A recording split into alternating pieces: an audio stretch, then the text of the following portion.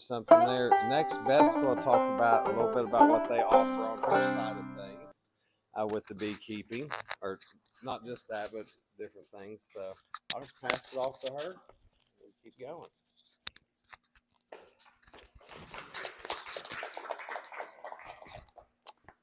Hey everybody, my name's Beth Tolliver. I work for the Farm Service Agency with the USDA. We cover Putnam and Kanawha County.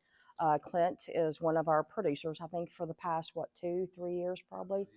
So, first of all, I don't know if anybody else has their farm registered with us or you are involved in any of our programs, but I do have a form here if anybody's interested in getting their farm registered.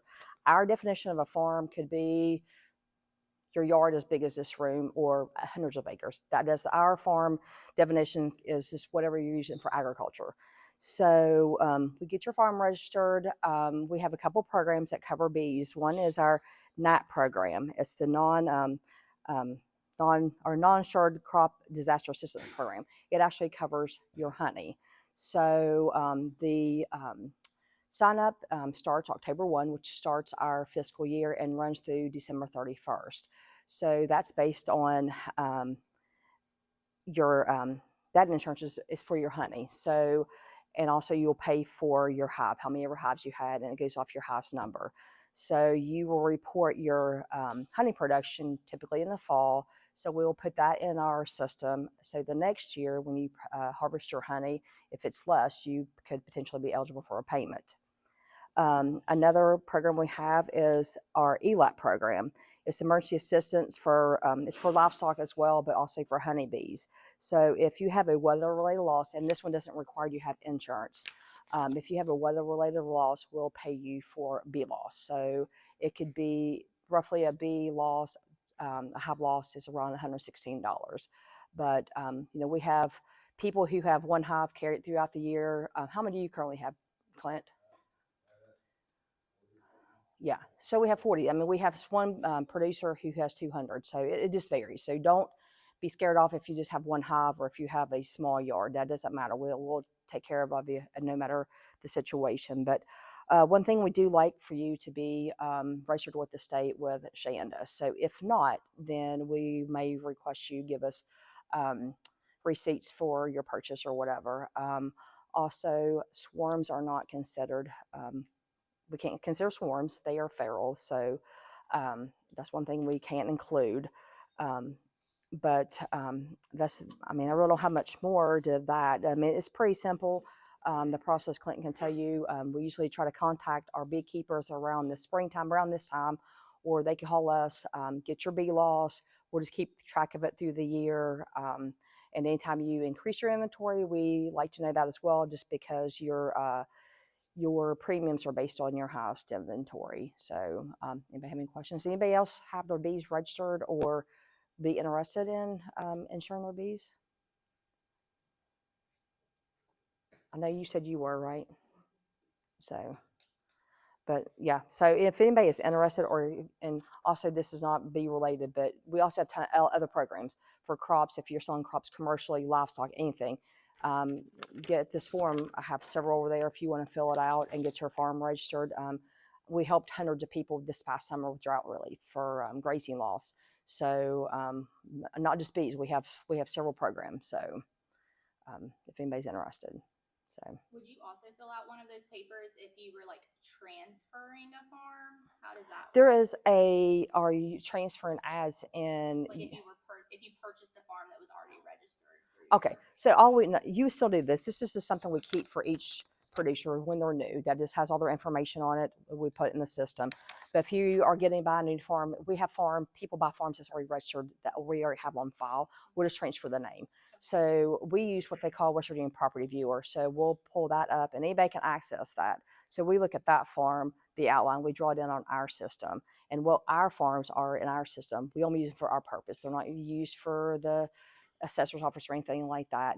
But if it's not, sometimes it takes a while to get them in your name. So if it's not already in your name, then we might require you to give us a deed or something that shows that you are the property owner. But yeah, it's simple to put a farm in there, especially if it's smaller, but it doesn't matter the size. But we'll get your farm registered and just take care of your bees. And then yes, Clint. I've got a question. So we let's say that you have a farm or you have acreage, but you don't have anything on there besides our bees. How is there any way that that person could register using our bees? Can we register their farm as bee? You see what I'm saying? We have some, like we have people who use other people's farms. We just put them as a producer or as a just as a producer or an operator.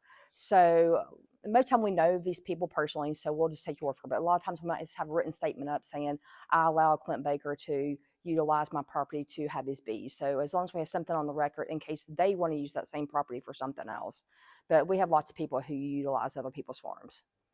So, but So you could still do that. Like if Clint had hives on like a hayfield, you could still. yeah, because like everybody has to do an acres report. Acres report, you're reporting if you have bees on it, if you're reporting pasture, hay, whatever it may be. So we'll just pick out fields. He might have one, like field 1 might be all pasture, but he has a little piece of it as bees. We'll put field 1A is his bees. So everything's broken down in what the property is. If it's 100 acres, every acreage is broken down into something. It might be idle, which means it's nothing. So it could be trees or, it could be whatever.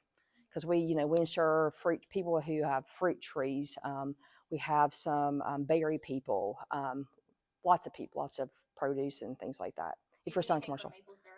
We do maple syrup. Yes, we have. Currently, we have 2 maple people. Very cool. So, but yeah, and it's the same process. You just report how many taps you have, and then you do your harvesting. You let us know how much you've harvested, and that off of how many taps. So, I'd like to get some more maple people because I'm kind of not a lot familiar with it. So, I didn't even know you offered. Yeah, we do. Yep, we do. I've learned a lot about bees. I knew nothing coming into this job, so I've learned a lot.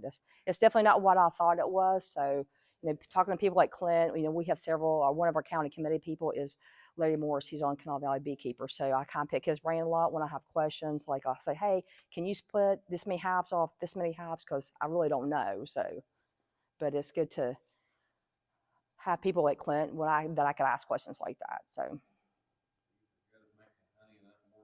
they are. So I thought a farm had to be 5 acres. Is that a different program? No, it doesn't. I mean, I guess it really depends on what you're doing. So a lot of people, like when I say it's as long as you're doing agriculture, because a lot of people have high tunnels and they have them in their backyard. So it could be just a little lot. So, and when you have bees, I guess you don't need a lot of acreage. But if you're farming and you have produce, of course, you're going to need a lot because we get to measure your property. So, because we have several people just have bees and they literally have just not even as big as this room. Yeah, you don't need that many.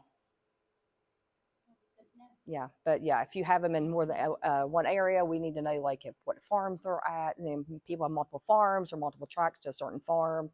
So, but. And you're in the Cross Lanes office? I'm in the Cross Lanes office. It's right beside. If you know where we're at, we're right next to Golden Corral, Bosley. Everybody knows we're going. It's like, hey, we're going across. Yeah, we're right down the road, so everybody knows where that's at. But yeah, we're all open 8 to 4:30 Monday through Friday. So, any questions? So everybody in here are beekeepers, I guess. How many hives you got? I don't have mine on drive. They did. I'm starting new this year. So you'd be a good one to have. You get paid for that loss. So. I do have a question about. You said swarms weren't covered. Does that change year 2? Like if you successfully overwinter that swarm and it's an established colony at that point? Yeah. No, they're just considered for. I think at one point, maybe before I ever started working there, they were considered, but we can't count feral bees or the swarms. What if it was a split from another colony? We can count those. Okay, and you can count through the point. Yes. Okay. As long as you're splitting, yeah, all that, yeah. I know before Beth was there, whoever was before. Barbie. Yes, that's right. The first year we talked, she was like, "So, how did the bees die?" And I said something. She said, "So they absconded?" And I was like, "No, they absconded." So I got you. coach you through it. Yeah, that we do. Well, we do all of the best to help you out. So we'll work something out. We usually typically do. So. I was like, getting aggravated. It's gone. No, that's Well, other than weather-related loss, we do have colony collapse disorder. We have several a year that die from colony collapse disorder. So we'll have a form for that. So, but which I'm not a lot familiar with colony collapse. Can you explain that a little bit more? Okay, cool. Anyway, all the forms are up here. They kind of describe the programs. They also have other things other than bee, what we insure on here. If anybody's interested in anything, if you anybody in here have livestock, so do you? Okay, so we pay on weather, and that program is called the LIP program, the Livestock Indemnity Program, and you don't have to be insured. You have to have your farm registered and have an acreage report. But we paid a lot on livestock this past summer because of the drought. So, but. I run mine on my father-in-law's property. Okay, so in that case, we'd register his farm and just have you as an operator on there. So, thanks, Clint, for having me.